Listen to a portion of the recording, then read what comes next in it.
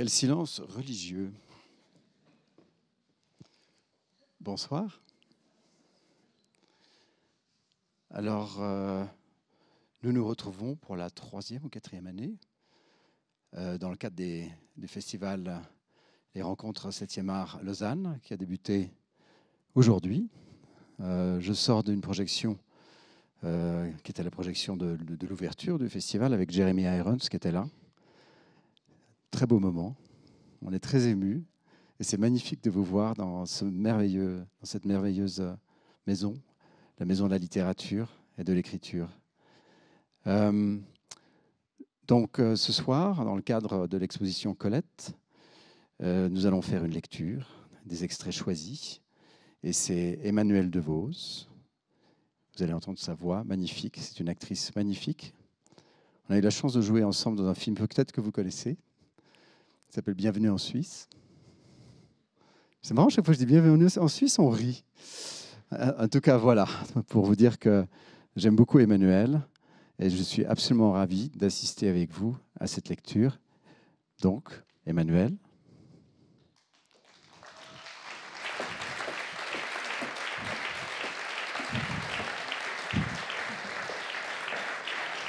Bonne lecture.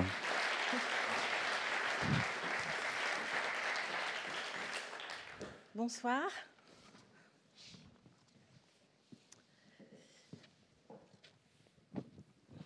Donc, je vais lire des extraits de la Vagabonde, ça commence bien, de Colette.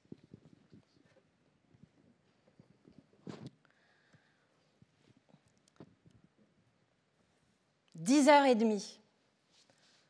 Encore une fois, je suis prête trop tôt. Mon camarade Brague, qui aida mes débuts dans la pantomime, me le reproche souvent en termes imagés. Sacrée graine d'amateur, va. T'as toujours le feu quelque part. Si on t'écoutait, on ferait son fond de teint à 7h30 en briefant les hors-d'œuvre. 3 ans de musical et de théâtre ne m'ont pas changé. Je suis toujours prête trop tôt. 10h35. Si je n'ouvre ce livre, lu et relu, qui traîne sur la tablette à phare, ou le Paris Sport que l'habilleuse pointait du bout de mon crayon à sourcils, je vais me trouver seule avec moi-même, en face de cette conseillère maquillée qui me regarde de l'autre côté de la glace, avec de profonds yeux aux paupières frottées d'une pâte grasse et violâtre. Elle a des pommettes vives, de la même couleur que les phlox des jardins, des lèvres d'un rouge noir, brillantes et comme vernies. Elle me regarde longtemps et je sais qu'elle va parler. Elle va me dire « Est-ce toi qui es là, toute seule, dans cette cage au mur blanc que des mains oisives, impatientes, prisonnières, ont écorché d'initiales entrelacées, brodées de figures indécentes et naïves ? Sur ces murs de plâtre, des ongles rougis comme les tiens ont écrit « L'appel inconscient des abandonnés ». Derrière toi, une main féminine a gravé « Marie ». Et la fin du nom s'élance en paraphe ardent qui monte comme un cri. Est-ce toi qui es là, toute seule, sous ce plafond bourdonnant que les pieds des danseurs émeuvent comme le plancher d'un moulin actif ? Et pourquoi es-tu là, toute seule ? Et pourquoi pas ailleurs ? Oui, c'est l'heure lucide et dangereuse qui frappera à la porte de ma loge. Quel visage s'interposera entre moi et la conseillère fardée qui m'épie de l'autre côté du miroir ? Le hasard, mon ami et mon maître, daignera bien, encore une fois, m'envoyer les génies de son désordonné royaume. Je n'ai plus foi qu'en lui et en moi. En lui surtout, qui me repêche lorsque je sombre et me saisit et me secoue à la manière d'un chien sauveteur dont la dent, chaque fois, perce un peu ma peau. Si bien que je n'attends plus, à chaque désespoir, ma fin, mais bien l'aventure, le petit miracle banal qui renoue, chaînon étincelant, le collier de mes jours. C'est la foi, c'est vraiment la foi, avec son aveuglement parfois simulé, avec le jésuitisme de ses renoncements, son entêtement à espérer, dans l'heure même où l'on crie « tout m'abandonne », vraiment. Le jour où mon maître, le hasard, porterait en mon cœur un autre nom, je ferais une excellente catholique. Comme le plancher tremble ce soir, on voit bien qu'il fait froid. Les danseurs russes se réchauffent. Quand ils crieront tous ensemble « You !» avec une voix aiguë et éraillée de jeune porc, il sera 11h10. Mon horloge est infaillible. Elle ne varie pas de 5 minutes en un mois. 10h, j'arrive. Madame Cavalier chante Les Petits Chemineux, Le Baiser d'adieu, Le Petit Quelque chose. 3 chansons. 10h10, Antoniou et ses chiens. 10h22, coup de fusil, aboiement, fin du numéro des chiens. L'escalier de fer crie et quelqu'un tousse. C'est Jadin qui descend. Elle jure en toussant parce qu'elle marche chaque fois sur l'ourlet de sa robe. C'est un rite. 10h35, le fantaisiste Bouti. 10h47, les danseurs russes. Et enfin, 11h10, moi. Moi. En pensant à ce mot-là, j'ai regardé involontairement le miroir. C'est pourtant bien moi qui suis là. Masquée de rouge, mauve, les yeux cernés d'un halo de bleu gras qui commence à fondre. Vais-je attendre que le reste du visage aussi se défaite, se délaie? S'il n'allait demeurer de tout mon reflet qu'une coulure teintée, collée à la glace comme une longue larme boueuse. Oh, mais on gèle ici. Je frotte l'une contre l'autre, mes mains grises de froid sous le blanc liquide qui se craquelle. Parbleu, le tuyau du calorifère est glacé. Ah oui, c'est samedi. Et le samedi, on charge ici le public populaire, le joyeux public chahuteur et un peu saoul, de chauffer la salle. Et on n'a pas pensé aux loges d'artistes. Un coup de poing ébranle la porte et mes oreilles elles-mêmes tressaillent. J'ouvre à mon camarade Brague, costumé en bandit roumain, basané et consciencieux. Mais c'est à nous, tu sais. Je le sais, pas trop tôt, on attrape la crève. En haut de l'escalier de fer qui monte au plateau, la bonne chaleur, sèche, poussiéreuse, m'enveloppe comme un manteau confortable et sale. Pendant que Brague, toujours méticuleux, veille à la plantation et fait remonter la herse du fond, celle du soleil couchant, je colle machinalement mon œil à la rondelle lumineuse du rideau. Oh, c'est une belle salle du samedi dans ce café-concert aimé du quartier.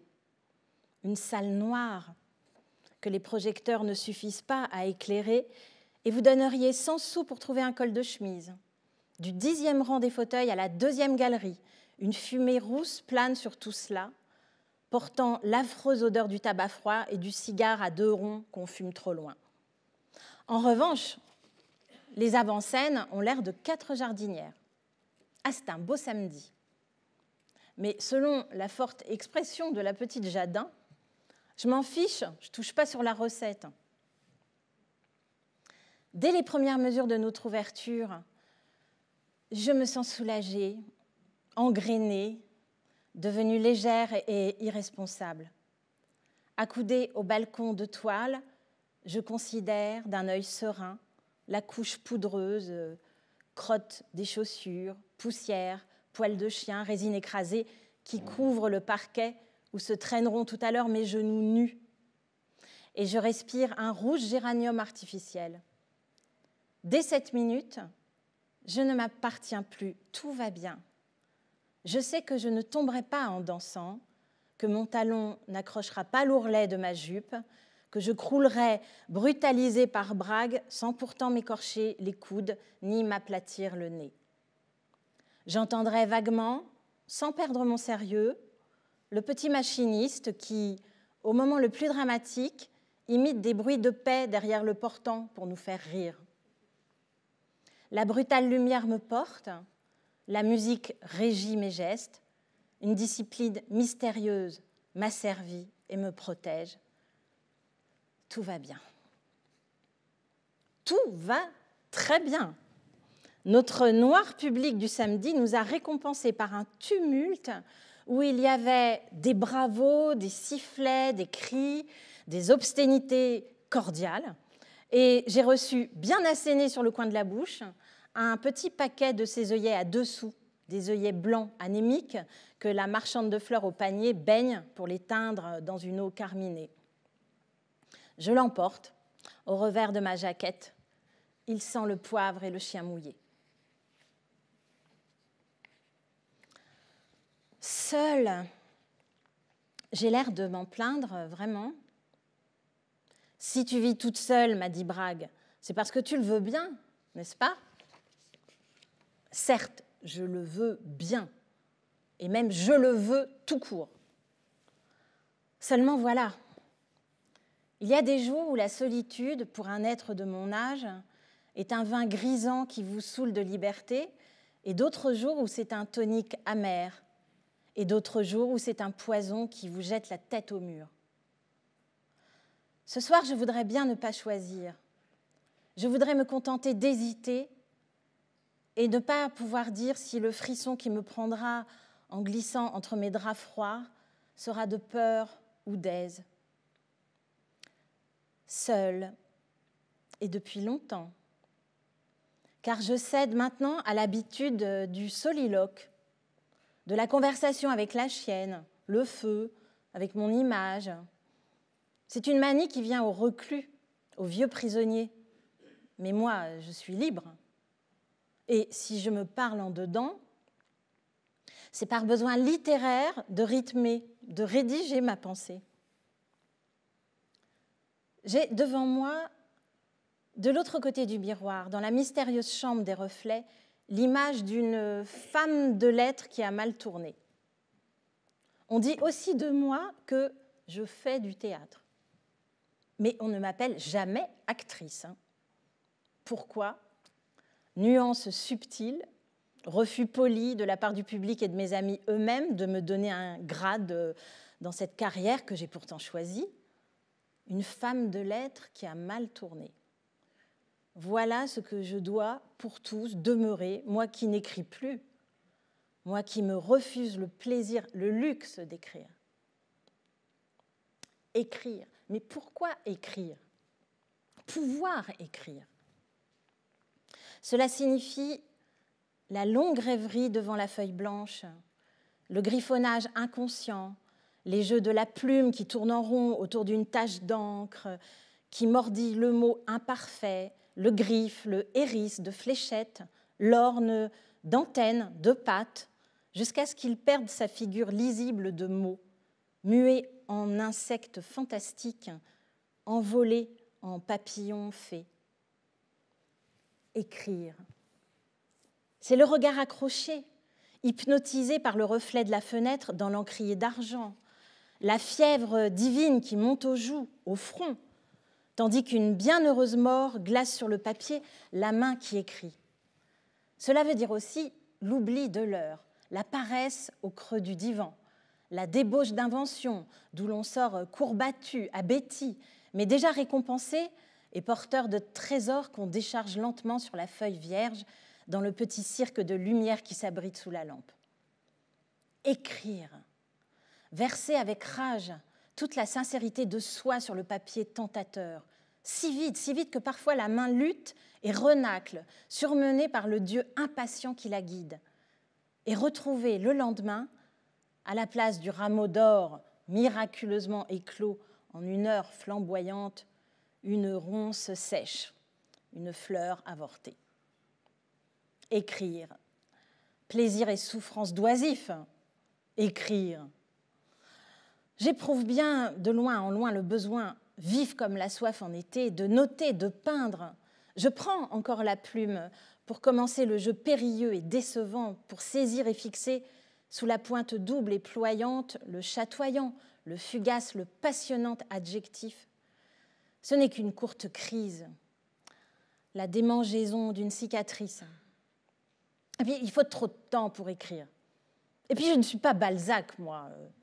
le conte fragile que j'édifie s'émiette quand le fournisseur sonne, quand le bottier présente sa facture, quand l'avoué téléphone et l'avocat, quand l'agent théâtral me mande à son bureau pour un cachet en ville chez des gens tout ce qu'il y a de bien, mais qui n'ont pas pour habitude de payer les prix forts.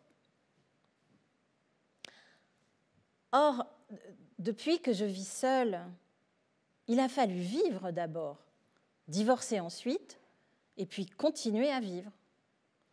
Tout cela me demande une activité et un entêtement incroyables. Et pour arriver où? N'y a-t-il point pour moi d'autre havre que cette chambre banale en Louis XVI de Camelot, d'autre halte que ce miroir infranchissable où je me bute front contre front? Demain, c'est dimanche, matinée et soirée à l'Empire et Clichy.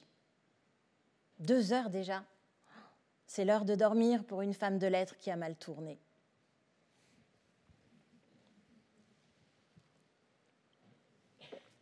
« 8 ans de mariage, 3 ans de séparation. Voilà qui remplit le tiers de mon existence. Mon ex-mari, et vous le connaissez tous, hein, c'est Adolphe Taillandy, le pastelliste. Depuis 20 ans, il fait le même portrait de femme. Sur un fond brumeux et doré, emprunté à Lévy-Durmer, il pose une femme décolletée, dont la chevelure, comme une ouate précieuse, nimbe un visage velouté. La chair aux tempes dans l'ombre du cou, sur la rondeur des seins, s'irise du même velouté impalpable, bleu comme celui des beaux raisins qui tentent les lèvres.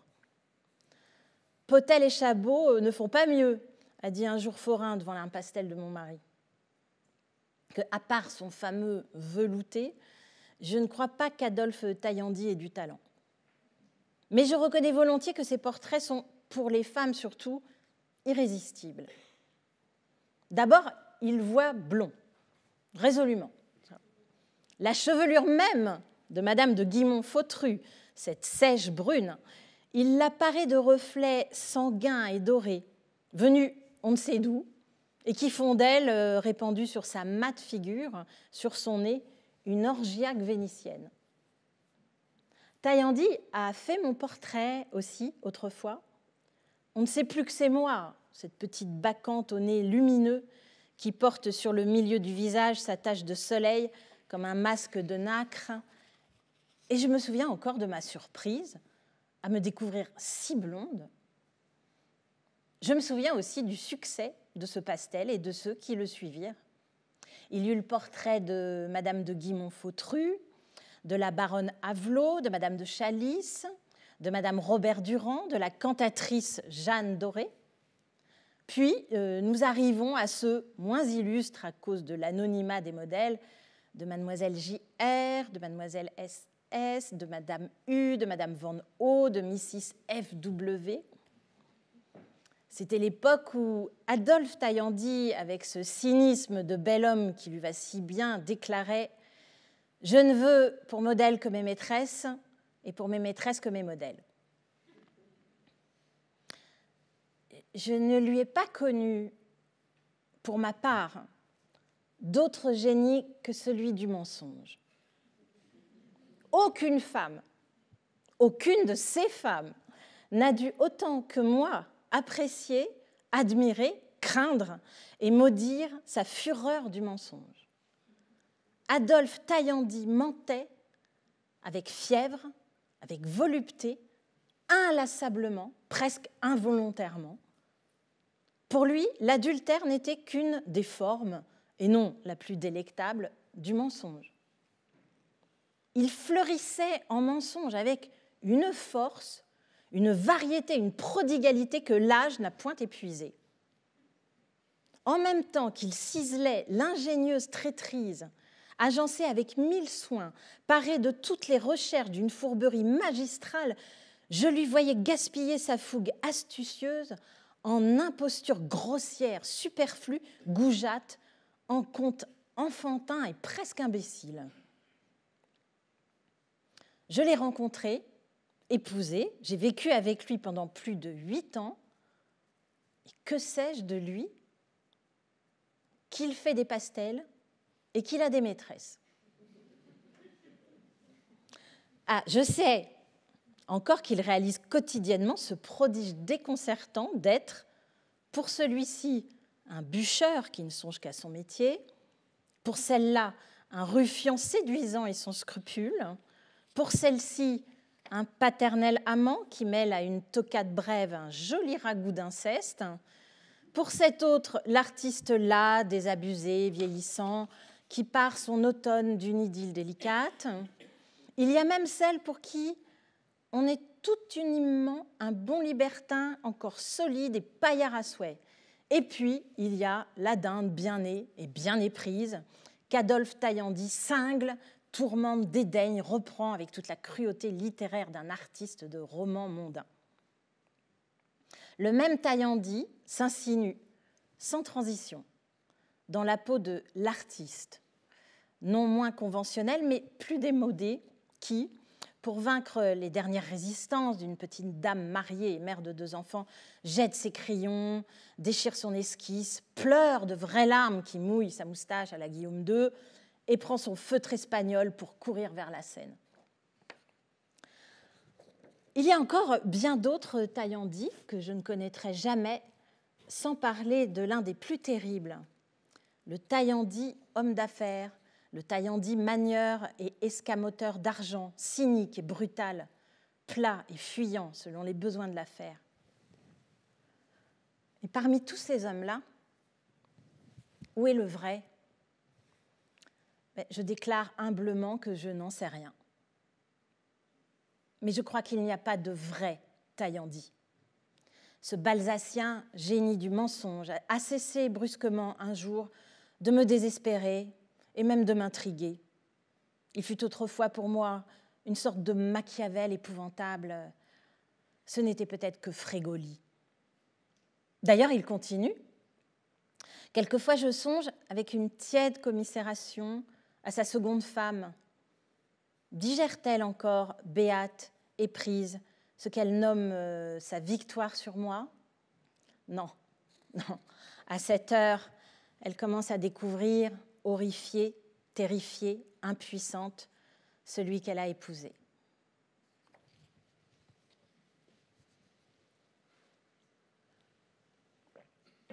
Encore un dimanche. Et comme le froid clair a succédé au froid noir, nous avons pris notre récréation hygiénique, la chienne et moi, au bois, entre 11h et midi. Après le déjeuner, il y a la matinée. Cette bête me ruine. Sans elle, je pourrais atteindre le bois en métro, mais elle me donne du plaisir pour mes 3 francs de taxi. Noire comme une truffe, elle reluit au soleil, astiquée à la brosse et au chiffon de flanelle, et le bois tout entier lui appartient, qu'elle possède à grand bruit de ronflements porcins, d'aboiements parmi les feuilles sèches remuées. Beau dimanche et joli bois de Boulogne. C'est notre forêt, notre parc, à Fossette et à moi, vagabondes citadines qui ne connaissons plus guère la campagne. Fossette court plus vite que moi, mais je marche plus vite qu'elle. Et quand elle ne joue pas au train de ceinture, les yeux saillants et fous, la langue dehors, elle me suit à une allure traquenardeuse, un petit trot galopé et décousé qui fait rire les gens. Le fin brouillard rose filtre le soleil, un soleil dépoli qu'on peut admirer en face. Des pelouses découvertes monte un encens tremblant et argenté qui fleure bon le champignon. La voilette colle à mon nez et tout mon corps réchauffé par la course, cinglé par le froid, s'élance. En vérité, qu'y a-t-il de changé en moi depuis ma 20e année ? Par une telle matinée d'hiver, au plus beau de l'adolescence, je n'étais ni plus solide, ni plus élastique, ni plus animalement heureuse. Je puis le croire tant que dure ma course à travers le bois. Au retour, c'est ma fatigue qui me détrompe. Ce n'est plus la même fatigue. À 20 ans, j'aurais joui sans arrière-pensée de ma passagère lassitude dans un demi-songe assoupi. La fatigue aujourd'hui commence à me devenir amère et comparable à une tristesse du corps. Fossette est née chienne de luxe et cabotine. Le plateau la passionne et elle a la manie de vouloir monter dans toutes les automobiles de maître. C'est pourtant Stéphane le danseur qui me l'a vendue. Et Fossette n'a pas fait de stage chez une actrice fortunée. Stéphane le danseur est un camarade. Il travaille en ce moment dans ma boîte à l'Empire et Clichy. Ce Gaulois blond que la tuberculose ronge un peu tous les ans voit fondre ses biceps, ses cuisses roses qu'un duvet d'or irise, les beaux pectoraux dont il était justement fier. Déjà, il a dû quitter la boxe pour la danse et le skating à roulettes. Il ringue ici sur la scène inclinée. Entre-temps, il s'est mis professeur de danse et il élève aussi des bulldogs d'appartement. Il tousse beaucoup cet hiver. Souvent le soir, il entre dans ma loge, tousse, s'assied et me propose l'achat d'une chienne boule bringuet gris, toute beauté, qui n'a pas eu le premier prix cette année pour une question de jalousie. Mais justement, j'arrive aujourd'hui au corridor souterrain percé de boxes carrées qui mène à ma loge, au moment où Stéphane le danseur quitte le plateau. Mince à la taille, large aux épaules, serré dans son dolman polonais vert myrte bordé de faux chinchillas, la toque de fourrure sur l'oreille. C'est encore un beau miroir à femelle que ce gars-là, avec ses yeux bleus et ses joues frottées de rose. Mais il maigrit lentement et ses succès féminins hâtent son mal. Salut Stéphane, du monde ? Et comment ? Je me demande ce qu'ils foutent tous ces cons-là quand il fait si beau à la campagne. Dites donc, vous n'auriez pas besoin d'une chienne chiperqueux qui pèse 600 grammes, une occasion que j'aurais par connaissance. 600 grammes ? Non, merci, mon appartement est trop petit. Il veut bien rire et n'insiste pas. Ah, je les connais, les chiennes chiperqueux de 600 grammes que vend Stéphane. Elles pèsent dans les 3 kilos. Mais ce n'est pas de la malhonnêteté, c'est du commerce. Qu'est-ce qu'il fera, Stéphane le danseur, quand il en sera à son dernier poumon, quand il ne dansera plus, quand il ne pourra plus coucher avec des petites bonnes femmes qui lui paient des cigares, des cravates et des apéritifs. Quel hôpital, quel asile recueillera sa belle carcasse vidée ? Ah, mais que tout cela n'est pas gai et que c'est donc insupportable, la misère de tant de gens.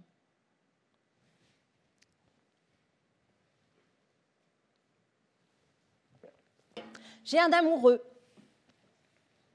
Pourquoi celui-là et non un autre ? Je n'en sais rien. Je regarde étonnée cet homme qui a réussi à pénétrer chez moi. Parbleu, il le voulait tellement. Tous les hasards l'ont servi et Hamon l'y a aidé. Un jour, toute seule chez moi, j'ai ouvert un coup de sonnette timide. Le moyen de jeter dehors cet individu attendant gauchement, les bras chargés de roses, à côté d'Hamon qui m'implorait du regard. Il a réussi à pénétrer ici, cela devait arriver sans doute. J'apprends sa figure. Chaque fois qu'il revient, comme si je ne l'avais jamais vu. Il a de chaque côté du nez un pli déjà marqué qui se perd sous la moustache. Il a des lèvres rouges, d'un rouge un peu bistré, comme il arrive aux gens trop bruns. Ses cheveux, ses sourcils, ses cils, tout cela est noir comme le diable. Et il a fallu un rayon de soleil bien franc pour m'enseigner un jour que, sous tant de noir, mon amoureux a des prunelles d'un gris roux, très foncé. Debout, c'est vraiment un grand serin raide, emprunté, tout en os. Assis ou demi-allongé sur le divan, il semble s'assouplir tout à coup et goûter la grâce d'être un autre homme, paresseux, détendu, avec des mouvements de main heureux, un reversement oisif de la nuque contre les coussins. Quand je sais qu'il ne me voit pas, je l'observe, vaguement choquée de penser que je ne le connais pas du tout et que la présence chez moi de ce garçon est aussi insolite qu'un piano dans une cuisine. Comment se fait-il que lui, épris de moi, ne se trouble point de me si peu connaître ? Visiblement, il n'y songe pas et ne paraît s'occuper que de me rassurer d'abord, me conquérir après. Car s'il a appris très vite, sur le conseil d'Amon, je le parie, à cacher son désir, adoucir son regard et sa voix en me parlant, s'il feint, rusé comme une bête, d'oublier qu'il me convoite, il ne montre pas non plus l'appétit de me découvrir, de me questionner, de me deviner, et je le vois plus attentif au jeu de lumière sur mes cheveux qu'à mes paroles. Que cela est étrange. Le voilà près de moi, assis, le même rayon de soleil glisse sur sa joue et sur la mienne, et si la narine de cet homme en paraît carminée, la mienne doit se teinter de corail vif. Mais il n'est pas là, il est à 1000 lieues. À tout moment, je veux me lever et lui dire « Mais pourquoi êtes-vous ici ? Allez-vous-en » Et je n'en fais rien. Pense-t-il ? Lit-il ?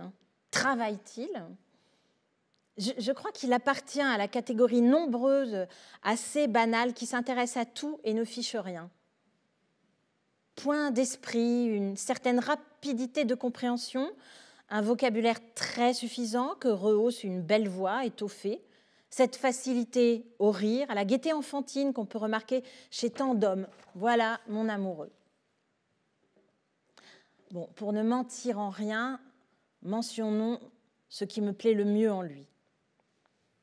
Un regard parfois absent, chercheur, cette espèce de sourire intérieur de l'œil qu'on voit aux sensitifs violents et timides. Bon, il a voyagé, mais comme tout le monde, pas très loin, pas souvent. Il a lu ce que tout le monde lit, il connaît pas mal de gens et n'arrive pas à nommer, en dehors de son frère aîné, 3 amis intimes. Bon, je lui pardonne toute cette ordinaire en faveur d'une simplicité qui n'a rien d'humble et parce qu'il ne trouve rien à dire sur lui-même. Son regard rencontre rarement le mien, que je dérobe. Je ne puis oublier le motif de sa présence et sa patience. Et pourtant, quelle différence entre l'homme qui s'assoit là, sur ce divan, et l'animal méchant au divan, au désir sauvage, qui força la porte de ma loge. Rien ne marque chez moi que je me souvienne de notre première rencontre, sauf que je ne cause presque pas avec le grand serein. Quoi qu'il essaie, je lui réponds brièvement, ou bien j'adresse à Amon la réponse destinée à mon amoureux. Ce mode de conversation indirecte donne à nos entretiens une lenteur, une fausse gaieté inexprimable. Blandine se multiplie, fourbit les vitres, apporte sans qu'on le lui demande le plateau à thé quand mon amoureux est là. Tous, à l'exemple de mon vieil ami Amon, ont l'air de conspirer contre moi en faveur de ce Maxime Dufresne-Chotel. Hélas, j'ai si peu de peine à demeurer invulnérable. Invulnérable, épique, insensible, rétractile. Car lorsque je donne la main à mon amoureux, le contact de sa longue main chaude et sèche me surprend et me déplaît. Je n'effleure pas, sans un petit hérissement nerveux, le drap de son veston, et c'est involontairement que je me gare quand il parle de son haleine pourtant saine. Je ne consentirais pas à nouer sa cravate, et j'aimerais mieux boire dans le verre d'Amon que dans le sien. Pourquoi ? C'est que ce garçon est un homme. Malgré moi, je me souviens qu'il est un homme. Bon, Amon, ce n'est pas un homme, c'est un ami. Et Brague, c'est un camarade. Bouty aussi. Les sveltes et musclés acrobates qui révèlent, sous un maillot nacré, les particularités les plus flatteuses de leur anatomie, eh bien, ce sont des acrobates. Ai-je jamais songé que Brague, qui m'étreint dans l'emprise à me meurtrir les côtes et paraît m'écraser la bouche sous un fougueux baiser, avait un sexe ? Non, non. Eh bien, le regard le moins appuyé, la poignée de main la plus correcte de mon amoureux me rappelle pourquoi il est là et ce qu'il espère. quel joli passe-temps pour une coquette. Quel bon flirt agaçant et convaincu. Le malheur est que je ne sais pas flirter. Manque d'aptitude, manque d'expérience, manque de légèreté et surtout, oh surtout, le souvenir de mon mari. Si j'évoque un instant Adolphe Taillandy dans l'exercice de ses fonctions, je veux dire travaillant avec l'âpreté, l'entêtement chasseur qu'on lui connaît à séduire une femme ou une jeune fille, me voilà refroidi, contracté, tout hostile aux choses de l'amour. Je revois trop bien sa figure de conquête, l'œil voilé, la bouche enfantine et rusée, et cette affectation de battre des narines au passage d'un parfum, d'un poids. Tout ce manège, cette cuisine autour de l'amour, autour d'un but qu'on ne peut même pas nommer l'amour. Mais je les favoriserais, je les imiterais, moi? Ah non. Pauvre Dufresne-Chautel. Il me semble parfois que c'est vous qu'on trompe ici. Et je devrais vous dire quoi? Que je suis redevenue une vieille fille, sans tentation et cloîtrée à ma manière entre les quatre murs d'une loge de music-hall. Mais non, je ne vous le dirai pas, car nous ne savons échanger, comme à la 10e leçon de Berlitz School, que des phrases élémentaires où les mots pain, sel, fenêtre, température, théâtre, famille tiennent beaucoup de place. Vous êtes un homme, tant pis pour vous. Chacun dans ma maison semble s'en souvenir, mais non comme moi, mais pour vous en féliciter, depuis Blandine qui vous contemple avec une satisfaction jamais lassée, jusqu'à Fossette, dont le large sourire canin dit pareillement « Enfin, voilà dans la maison un homme ! Voilà l'homme !» Non, je ne sais pas vous parler, pauvre Dufresne-Chautel. J'hésite entre mon langage à moi, un peu brusque, qui ne daigne pas toujours finir les phrases, mais chérit la précision d'un terme technique, mon langage d'ex-bableux, et l'idiome veule et vif, grossier, imagé, qu'on apprend au music-hall, émaillé de « tu parles », de « ta gueule », de « je l'aimais », très peu pour moi. À force d'hésiter, je choisis le silence.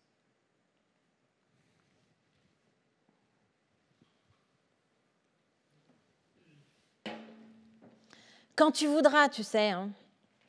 La sèche invite de mon camarade me réveille devant lampe cliche, illuminée de feux mauves dont l'éclat blesse d'Ibrague le derrière des yeux, et nous gagnons le sous-sol où l'odeur reconnue, plâtre, ammoniac, crème Simon et poudre de riz, me soulève d'un dégoût presque agréable. Nous venons voir les copains de la revue, nous, et non la revue. Je retrouve ma loge, qu'habite à présent Bouty, et celle de Brague est emplie de l'éblouissante présence de Jadin, qui joue 3 rôles dans Lampe Cliche Revue. « Grouillez-vous » nous crie-t-elle, vous arrivez juste pour ma chanson de Paris la nuit. Hélas, on a habillé Jadin en pierreuse. Jupe noire, corsage noir échancré, des bas en toile d'araignée, un ruban rouge au cou et sur la tête, la traditionnelle perruque en casque où saigne un camélia. Non, mais rien ne demeure, en vérité, du charme populacier et prenant de cette petite fille à l'épaule de travers. Il fallait s'y attendre. On transforme vite et sûrement ma boudeuse et fraîche Apache en petite femme de café-concert. Parmi les « ça va, quoi de neuf, ça se dessine ?» Je la regarde piétiner dans sa loge, navrée de constater que Jadin marche en poule, comme tout le monde, ventre rentré, jabot sorti, qu'elle place sa voix en parlant et qu'elle n'a pas encore dit « merde » depuis que nous sommes arrivés. Bouty, qui va danser avec elle, l'indispensable chaloupé, rayonne silencieusement sous la casquette de soie. Pour un peu, il nous dirait « hein ?» en nous montrant d'un geste de propriétaire la petite créature. A-t-il enfin conquis sa camarade ? Il s'emploie, du moins je le devine, à la banalisation de Jadin. Et les voilà tous deux maintenant qui parlent de faire un numéro sensationnel, très bien payé, au Crystal Palace de Londres. Comme tout change vite. Les femmes surtout. Celles-ci, en quelques mois, perdra presque tout son mordant, son pathétique naturel et inconscient. Un sournois atavisme de concierge, de petit commerçant cupide, va-t-il se faire jour en cette folle Jadin de 18 ans, si prodigue d'elle-même et de sa pauvre galette? Jadin anime de son vide bavardage notre visite, qui en a besoin. Après que Bouty, un peu moins maigre, nous a donné les nouvelles de sa santé, annoncé que ça se dessine pour l'hiver prochain, nous voilà silencieux, gênés, amis de hasard que le hasard sépare. Je tripote les fards et les crayons sur la tablette avec cet agacement gourmand, ce prurite de maquillage connu de tous ceux qui ont abordé le plateau. La sonnette trille, heureusement, et Jadin sursaute. Oust, grimpez, le pompier va vous donner son avant-scène et vous verrez si je dégote dans ma chanson de Paris la nuit. Le pompier somnole me prête en effet son tabouret de paille et sa logette. Assise, le nez au grillage, qui sertit un carré de lumière chaude et rougeâtre, je puis, invisible, jouir de la vue de 2 demi-rangs d'orchestre, de 3 baignoires découvertes, plus une avant-scène. Une avant-scène où l'on distingue une dame à chapeau géant, perles, bagues, paillettes, et 2 hommes qui sont Dufresne-Chautel aîné et Dufresne-Chautel cadet, tous 2 noirs et blancs, bien cirés, bien fourbis. Ils sont brutalement éclairés et prennent dans le guichet où je les isole une importance extraordinaire. La femme n'est pas une femme, hein, c'est une dame. Madame Dufresne-Chautel aînée, sans doute. Mon amoureux, lui, paraît s'amuser beaucoup au défilé des chiffonnières, des cochères maraudeuses qui leur succèdent et s'en vont après un couplet et un petit pas de danse négligent. Enfin, voici Jadin qui s'annonce elle-même. Et moi, je suis la reine du Paris nocturne, je suis la pierreuse. Je vois mon amoureux se pencher assez vivement sur le programme, puis relever le nez et détailler ma petite camarade du chignon en casque au bas ajouré. Par une intervention singulière, c'est lui qui devient pour moi le spectacle. Car je vois seulement le profil de la petite Jadin, que la rampe aveuglante fait camard, comme rongée de lumière, la narine noire, la lèvre raccourcie, au-dessus d'une lame brillante de dents. Avec son cou tendu en gargouille, noué d'un chiffon rouge, cette enfant fraîche ressemble tout à coup à je ne sais quelle larve luxurieuse de Rops.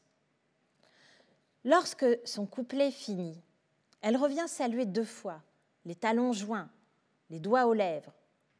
Mon amoureux l'applaudit de ses grandes mains brunes, si fort qu'elle lui décoche avant de disparaître un petit baiser particulier avec un coup de menton en avant. « Eh bien, tu dors ? Voilà 2 fois que je te dis qu'on ne peut pas rester là. On plante le tableau d'Héliopolis. »« Oui, oui, je viens. » Il me semble bien, en effet, que je m'endormais, ou bien je sors d'une de ces minutes sans pensée qui précèdent la mise en branle d'une idée pénible, qui prélude à un petit décrochement moral. Il est parti. Il reviendra demain et les jours d'après, puisque je lui ai permis. Il reviendra presque heureux, maladroit, plein d'espoir, et avec cet air de dire « je ne demande rien », qui à la longue m'exaspère comme une prière machinale de mendiant. Quand c'était si simple de le blesser d'un refus sans danger encore, et qu'il s'en aille avec sa coupure fraîche et guérissable. Dans le carré de ma fenêtre éclairée, la pluie fine tombe blanche sur le fond noir de la rue, comme une mouture humide.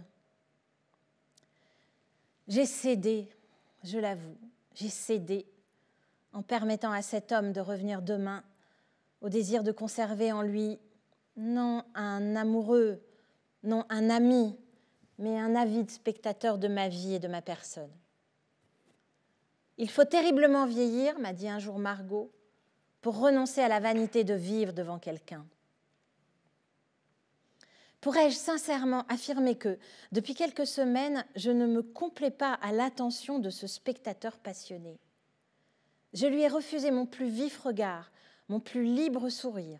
J'ai surveillé en lui parlant le son de ma voix.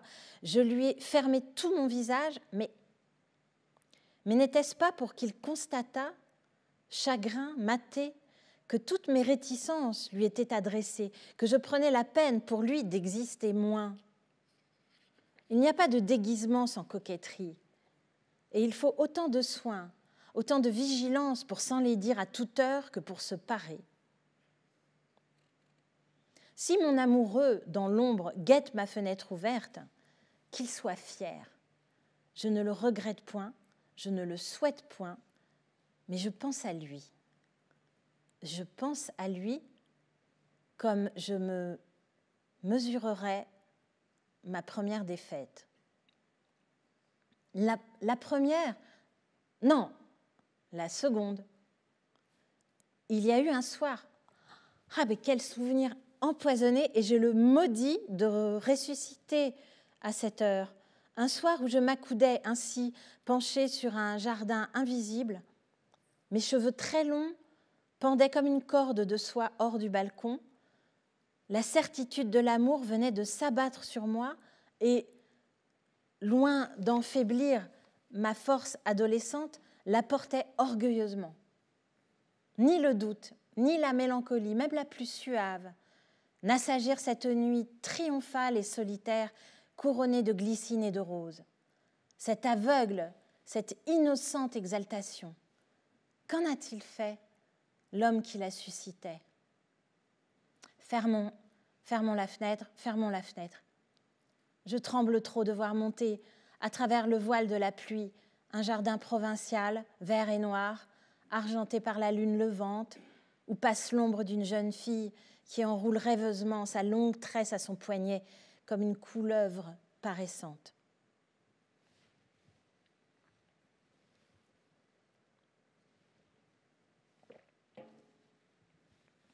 Il exprime d'un mouvement de main tout ce qu'il y a d'incompréhensible, d'irrémédiable dans l'amour. Max, si vous étiez tombé pourtant, au lieu d'une bonne petite bourgeoise comme moi, sur une rosse habile et froide et méchante comme la teigne, cette crainte-là ne vous a pas retenu? Elle ne m'est pas venue, dit-il en riant. Quelle drôle d'idée. On ne pense pas à tant de choses quand on aime, voyons. Il a de ces mots qui me châtient, moi qui pense à tant de choses. Petite, murmure-t-il, pourquoi fais-tu du café-concert? Grand serein, pourquoi ne faites-vous pas de l'ébénisterie? Ne me répondez pas que vous avez le moyen de vivre autrement, je le sais. Mais moi, que voulez-vous que je fasse? De la couture? De la dactylographie? Ou le trottoir? Le music-hall, c'est le métier de ceux qui n'en ont appris aucun. Mais, j'entends à sa voix qu'il va dire quelque chose de grave et d'embarrassant.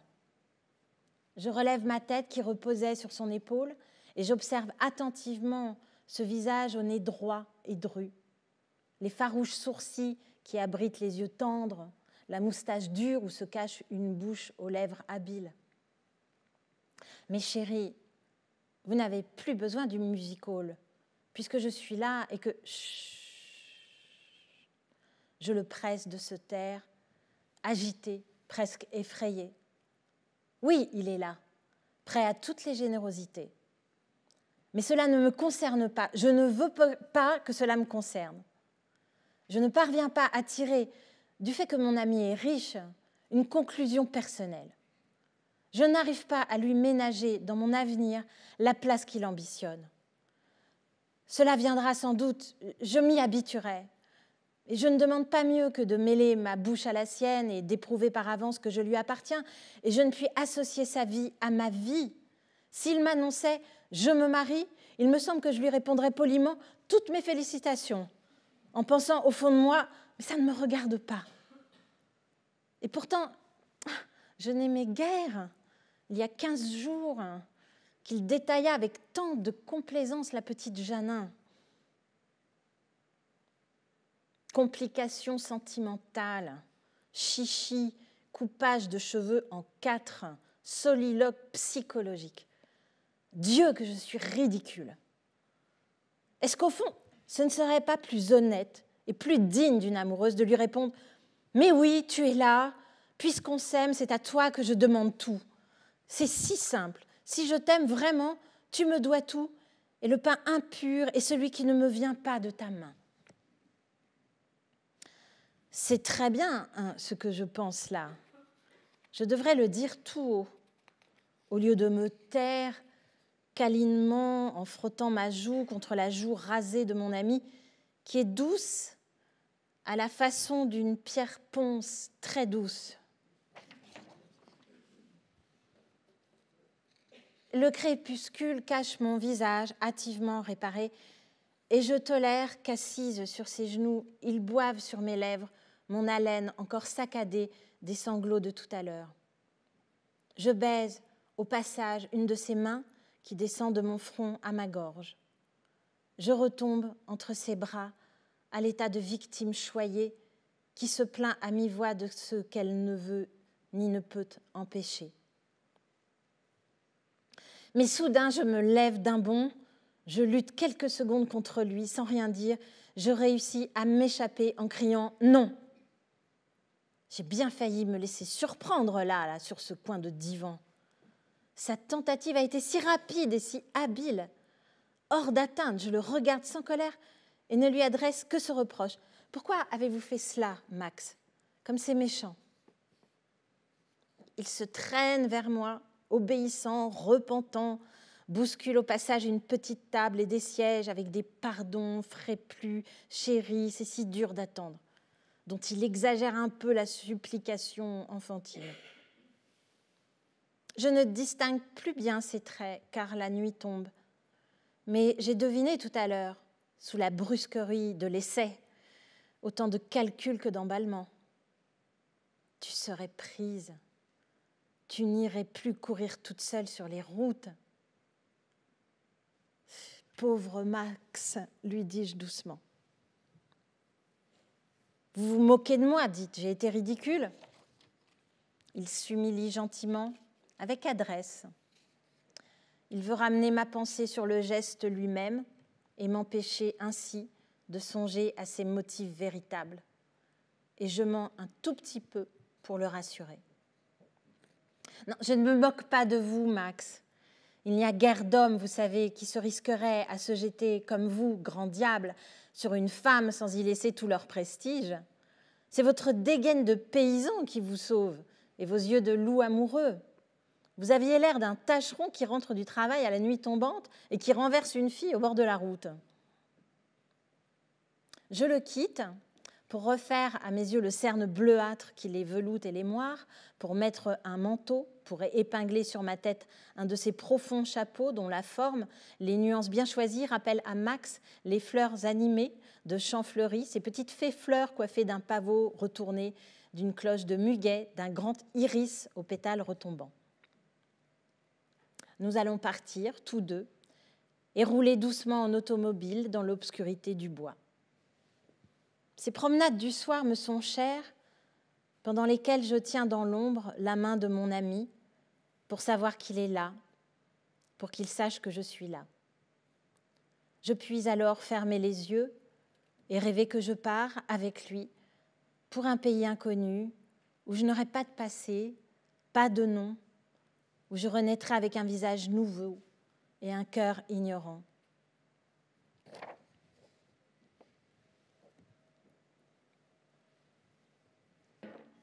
Nice, Cannes, Menton. Je tourne, suivi par mon tourment qui grandit. Un tourment si vivace, si constamment présent que je crains parfois de voir la forme de son ombre à côté de la mienne, sur le grès blond des jetées qui bordent la mer, sur le pavé chaud où fermentent des écorces de bananes. Mon tourment me tyrannise. Il s'interpose entre moi et le plaisir de vivre, de contempler, de respirer profondément une nuit J'ai rêvé que je ne m'aimais pas. Et cette nuit-là, j'ai reposé, délivrée de tout, comme une mort suave. À ma lettre ambiguë de Marseille, Max a répliqué par une lettre heureuse et tranquille, un long remerciement sans rature, où l'amour se faisait amical, assuré, fier de donner tout et de recevoir davantage. Une lettre, enfin, qui pouvait me donner l'illusion d'avoir écrit « Tel jour, telle heure, je suis à vous et nous partons ensemble ». Mais c'en est donc fait. Suis-je engagée à ce point ? Est-ce l'impatience ? Est-ce la hâte ? Cette méchante humeur qui, d'un jour à un autre, d'une ville à une autre, d'une nuit à une autre, me fait trouver le temps si long ? À Menton, j'écoutais hier dans une pension de famille, endormie au milieu des jardins, s'éveiller les oiseaux et les mouches et le perroquet du balcon. Le vent de l'aube froissait les palmiers comme des roseaux morts et je reconnaissais tous les sons, toute la musique d'un matin semblable de l'année dernière. Mais cette année, le sifflement du perroquet, le bourdonnement des guêpes dans le soleil levant et la brise dans les palmes dures, tout cela reculait, s'éloignait de moi, semblait murmurer comme l'accompagnement de mon souci, servir de pédale à idée fixe à l'amour. Sous ma fenêtre, dans le jardin, un parterre oblong de violettes que le soleil n'avait pas encore touché bleuissait dans la rosée sous des mimosas d'un jaune de poussin. Il y avait aussi, contre le mur, des roses grimpantes, qu'à leur couleur je devinais sans parfum, un peu soufrées, un peu vertes, de la même nuance indécise que le ciel pas encore bleu. Les mêmes roses, les mêmes violettes que l'an passé. Mais pourquoi n'ai-je pu hier les saluer de ce sourire involontaire, reflet d'une inoffensive félicité mi-physique où s'exhale le silencieux bonheur des solitaires? Je souffre. Je ne puis m'attacher à ce que je vois. Je me suspends encore un instant, à la plus grande folie, à l'irrémédiable malheur du reste de mon existence. Accrochée et penchante comme l'arbre qui a grandi au-dessus du gouffre et que son épanouissement incline vers sa perte, je résiste encore. Et qui peut dire si je réussirai ? Une petite image, lorsque je m'apaise, lorsque je m'abandonne à mon court avenir, confier tout à celui qui m'attend là-bas, une petite image photographique me rejette à mon tourment, à la sagesse. C'est un instantané où Max joue au tennis avec une jeune fille. Cela ne veut rien dire. La jeune fille est une passante, une voisine venue pour goûter aux salles neuves. Il n'a pas pensé à elle en m'envoyant sa photographie. Mais moi, je pense à elle et j'y pensais déjà avant de l'avoir vue. Je ne sais pas son nom, je vois à peine son visage, renversé sous le soleil, noir, avec une grimace joyeuse où brille une ligne blanche dedans. Ah, si je tenais mon amant là, à mes pieds, entre mes mains, je lui dirais... Non, je ne lui dirais rien. Mais écrire, c'est si facile. Écrire, lancer à travers des pages blanches l'écriture rapide, inégale, qu'il compare à mon visage mobile, surmené par l'excès d'expression. Écrire sincèrement, presque sincèrement. J'en espère un soulagement, cette sorte de silence intérieur qui suit un cri, un aveu. Cher intrus, que j'ai voulu aimer, je t'épargne. Je te laisse ta seule chance de grandir à mes yeux. Je m'éloigne. Tu n'auras à lire ma lettre que du chagrin. Tu ne sauras pas à quelle humiliante confrontation tu échappes. Tu ne sauras pas de quel débat tu fis le prix que je dédaigne. Car je te rejette et je choisis tout ce qui n'est pas toi. Je t'ai déjà connu et je te reconnais. N'es-tu pas en croyant donner celui qui accapare? Tu étais venu pour partager ma vie. Partager, oui. Prendre ta part. Être de moitié dans mes actes. T'introduire à chaque heure dans la pagode secrète de mes pensées, n'est-ce pas? Pourquoi toi plutôt qu'un autre? Je l'ai fermé à tous. Tu es bon et tu prétendais de la meilleure foi du monde m'apporter le bonheur car tu m'as vu dénué et solitaire. Mais tu avais compté sans mon orgueil de pauvresse. Les plus beaux pays de la terre, je refuse de les contempler, tout petits, au miroir amoureux de ton regard. Le bonheur, es-tu sûr que le bonheur me suffise désormais? Il n'y a pas que le bonheur qui donne du prix à la vie. Tu me voulais illuminer de cette banale aurore, car tu me plaignais obscure. Obscure, si tu veux, comme une chambre vue du dehors. Sombre et non obscure. Sombre et parée par les soins d'une vigilante tristesse, argentée et crépusculaire comme les frais, comme la souris soyeuse, comme l'aile de la mythe. Sombre, avec le rouge reflet d'un déchirant souvenir. Mais tu es celui devant qui je n'aurai plus le droit d'être triste. Je m'échappe, mais je ne suis pas quitte encore de toi, je le sais. Vagabonde et libre, je souhaiterais parfois l'ombre de tes murs. Combien de fois vais-je retourner à toi, cher appui, où je me repose et me blesse? Combien de temps vais-je appeler ce que tu pouvais me donner? Une longue volupté, suspendue, attisée, renouvelée, la chute ailée, l'évanouissement où les forces renaissent de leur mort même, le bourdonnement musical du sang affolé, l'odeur du santal brûlé et d'herbes foulées. Ah, tu seras longtemps une des soifs de ma route. Je te désirerai tour à tour comme le fruit suspendu, comme l'eau lointaine et comme la petite maison bienheureuse que je frôle.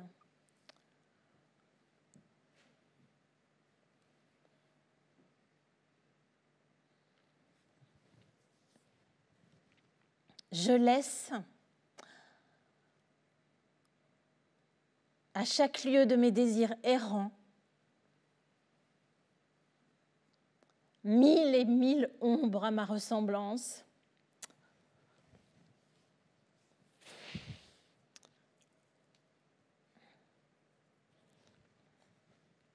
Effeuillée de moi, celle-ci sur la pierre chaude et bleue des combes de mon pays, celle-là au creux moite d'un vallon sans soleil, et cette autre qui suit l'oiseau, la voile, le vent et la vague. Tu gardes la plus tenace, une ombre nue, onduleuse, que le plaisir agite comme une herbe dans le ruisseau. Mais le temps la dissoudra comme les autres, et tu ne sauras plus rien de moi, jusqu'au jour où mes pas s'arrêteront, et où s'envolera de moi une dernière petite ombre.